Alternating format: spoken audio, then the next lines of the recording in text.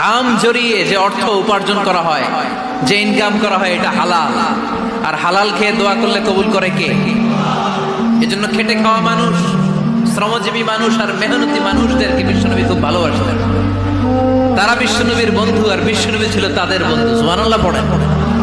এত ভালোবাসতেন বিশ্বনবী খেটে খাওয়ার মেহনতি মানুষদেরকে। সব সময় বিষ্ণু ইসলাম তাদের জন্য দোয়া করতেন। এজন্য যারা খেটে খায় তারা কপালওয়ালা, তারা মুস্তাজাবুদ দাওয়া। তারা কি? মুস্তাজাবুদ দাওয়া মানে এমন ব্যক্তি যে ব্যক্তি দোয়া করতে দেরি হয় কিন্তু দোয়া কবুল হতে দেরি হয় না। ঘাম জড়িয়ে যে অর্থ উপার্জন করা হয়, যে ইনকাম করা হয়, এটা হালাল। আর হালাল খেয়ে দোয়া করলে কবুল করে কে? এজন্য খেটে খাওয়া মানুষ, শ্রমজীবী মানুষ আর মেহনতি মানুষদেরকে বিশ্বনবী খুব ভালোবাসতেন। তারা বিশ্বনবীর বন্ধু আর বিশ্বনবী ছিল তাদের বন্ধু। সুবহানাল্লাহ পড়েন। এত ভালো